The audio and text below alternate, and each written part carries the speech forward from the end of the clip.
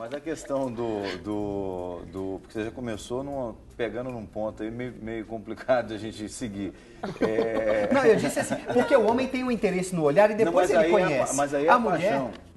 Porque... A mulher é o que ele escuta. Não, mas aqui é a paixão. Mas e aí aqui, depois ela vai construindo. Porque o amor não depende disso. Não, mas o interesse inicial. Eu vou olhar porque ela olhou pro Léo, o que foi a primeira atração no Léo. Fisicamente, que você não vai teve casar uma atração. Tudo. Não, mas foi tudo. Mas, ótimo. Não, mas eu penso que nós estamos falando aqui de amor de uma forma geral. Né? Mas o primeiro relacionamento começa do conhecer, o ver, o prestar atenção. O que chamou a atenção na sua esposa? De repente você olhou pra ela e falou, uau, é muita areia pro meu caminhãozinho. Mas aí você concentra e fala assim, não, mas eu vou conquistá-la. E se esforça. E aí dali constrói o amor e vão construindo o relacionamento de anos de família. Pois é, mas aí a gente vai começar a medir isso muito pela mentalidade do mundo, né? Porque o camarada, você falou a perna, vamos ficar na perna. O camarada olha a perna. Ele não vai casar só com a perna. Não, mas ele teve um interesse. Olha, essa é a minha graça. Mas depois ele houve uma admiração em algo. Sim, mas a admiração ela tem que exceder a questão física. Porque senão não vai virar amor. Não, é sério. Deixa eu dar o meu exemplo então, pastor. Eu estava na Lagoinha, 6.000 pessoas dentro do templo, há muitos anos atrás, 97. Eu encontrei minha esposa. Eu vi ela de longe, estava eu e um primo. E o templo lotado. Eu de um lado, ela do outro lado do templo. E eu disse pro meu primo, tá vendo aquela mocinha? Aí ele falou, qual? Aquela que acabou de levantar as mãos perto do Efatá. Vou casar com ela. Então foi a mão que chamou a atenção? Não, foi ela. Foi o cabelo dela. Naquele momento ela estava de longe, pastor. Quando eu olhei para ela e vi que ela tinha uma pele na cor que me agrada, o cabelo lindo, maravilhoso, então gerou interesse em aproximação. Agora, deu muito trabalho, viu? Foi muito trabalho. Ela disse, olha, eu não quero nem saber de conhecê-lo. Mas hoje estamos casados há 13 anos, temos uma filha linda. O amor foi construído. A diferença, então, é essa. Agora a gente entende o ponto. A intenção do cristão é casar. Então, até quando você se interessa por uma pessoa, se sente atraído, você está pensando que ela pode ser sua futura esposa. Sim. A diferença para o mundo, então, seria essa, né? Porque quando alguém não tem esse referencial, pode ser o interesse apenas sexual. Isso. Uma atração física e não o interesse de criar vínculos, de se doar para o outro e construir uma história. Exatamente. Isso aí. Então, eu tive apenas um interesse visual. E depois quis conhecê-la, caminhamos juntos, andamos anos juntos, e o amor foi construído. E por isso que o amor é decisão. Você vai decidir se relacionar. Você não vai ser... e não adianta só de lado.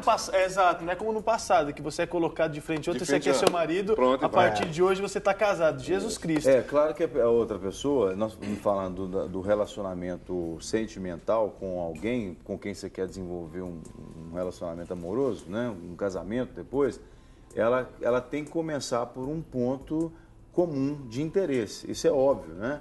Porque você vai, imagina, você pensa num casamento aí que você vai viver o resto da vida deitado do lado de uma pessoa que fisicamente, esteticamente falando, ela não preenche os seus olhos, é óbvio, isso aí é indubitável.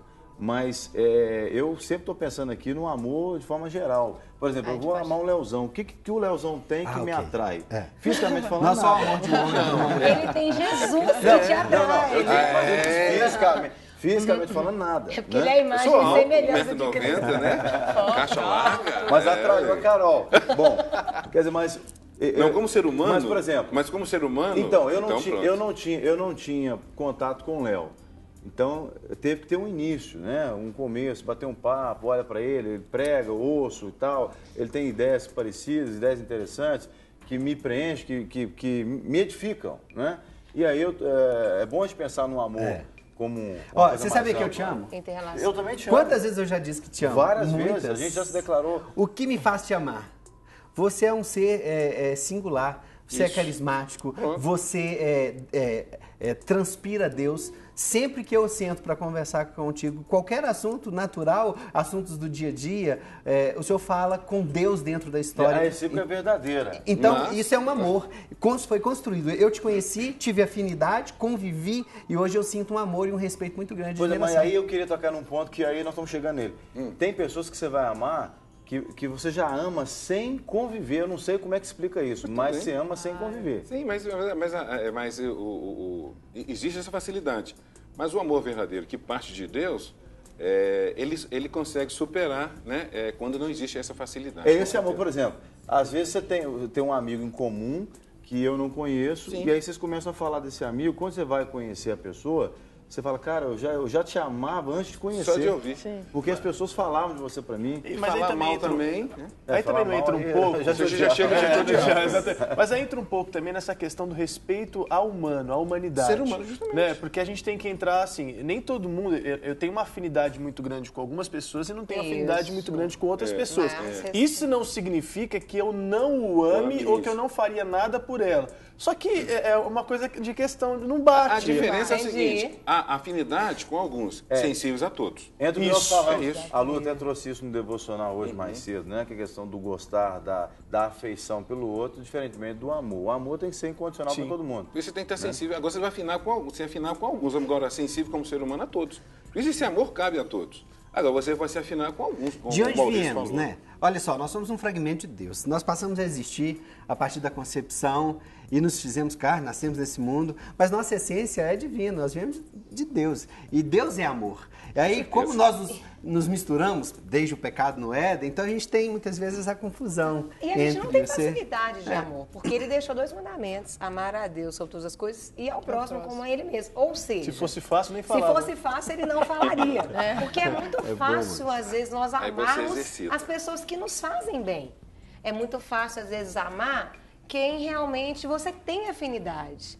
O difícil, o que eu acho que nos esforça mais é amar aquele que te magoa, Mas aquele Jesus que fala pega no isso. seu pé, Aí primeiro dos três. é Ele aquele fala que isso. realmente te tira da sua zona de conforto. Eu acho que é aí onde o amor ele pode ser exercitado. Eu falo assim, Deus é amor, nós aceitamos Jesus, né? Deus é amor, então nós temos já essa essência. O amor já foi derramado já nos foi corações. derramado sobre nós. Mas nós podemos não permitir que Deus manifeste esse amor através das nossas vidas. Quando as nossas atitudes não demonstram O isso. preconceito pode ser uma dessas coisas que nos atrapalha. Pode, claro. Alguém me feriu. E aí eu decido amá-lo. Eu vou colocar de lado essa ferida, esse sentimento ruim de uma percepção que eu tive do que fizeram comigo e decido amar. Então eu abro mão do que seria meu por direito e eu me entrego. Então eu decido, ele me feriu, me magoou, é meu irmão, é meu pai, violentou, e eu decido abrir mão de um sentimento ruim, negativo, e eu escolho um sentimento positivo. O amor, eu escolho amar. E construo de novo um relacionamento, construo de novo um pensamento diferente. E o amor não te isenta disso. Pelo contrário. Te proporciona isso. O amor ele fala que vai ter dor. Agora, Mas te dá coragem para você continuar. Agora, como amar uma pessoa que te prejudica, você até estava falando sobre isso agora, mas como amar não em sentimento, né? Porque é difícil gerar um sentimento de amor para uma pessoa que te prejudica. Como que a pessoa deve agir para amar em atitude e se isso é possível também depois gerar, trazer um amor sentimento? Sim, um hábito se torna um comportamento. Tudo que eu faço com rotina se torna natural, normal, faz parte da gente. Como dirigir, fui condicionado e agora eu faço naturalmente sem precisar concentrar. Ouço música, converso com as pessoas e o ato de dirigir é normal. Quando eu começo a fazer isso com rotina, com prática, o me doar, me entregar, abrir mão de sentimentos ruins pelo próximo, pode ser pelo começo motivacional, o mandamento de Deus, mas isso se torna uma prática, eu vou abrindo mão e o que é mais importante é Deus na minha vida, a pessoa é importante, os relacionamentos são importantes e com a prática, eu falo isso por prática. Já fui muito ferido por muitas pessoas que eu confiava, muitas pessoas que eu amava, mas eu abri mão do meu direito. O perdão é perder por outro, como o Lucinho já disse, e eu abro mão de um direito que eu acho que tenho, que é aquela raiz de amargura, aquela coisa do homem caído, e eu quero dar espaço para o homem que foi resignificado, que foi aceito por Jesus, e eu quero olhar como Jesus olha. Qual o olhar que ele tem? Peraí, por que essa pessoa provavelmente fez isso? Teve uma base de educação que lhe ensinou que não deveria roubar e me roubou? Então eu começo a olhar com o olhar que Jesus olha pra mim, porque eu preciso do amor dele todos os dias. Eu me achego a ele, Jesus, o Senhor me perdoa de novo, o Senhor me ama de novo. E ele olha pra mim assim, todo derretido, tá bom, eu te perdoo, eu te amo de novo. Como eu posso tentar olhar como Jesus me olha? Eu um observando exercício. também que o amor, ele constrange. Quando você, o Senhor te leva a ter essa atitude com alguém que está no seu total direito, mas que está errado, Deus ele vai lá e constrange a pessoa. E ele é perito em fazer isso, né? Constrange. É algo que, se você fosse duro com ela, uma língua afiada, você não conseguiria o resultado que esse amor. É você tomar uma fechada, ficar bravo, querer lá tirar satisfação da pessoa, vira pra você e fala assim, me perdoa. Aí o cara sem graça. Você fica...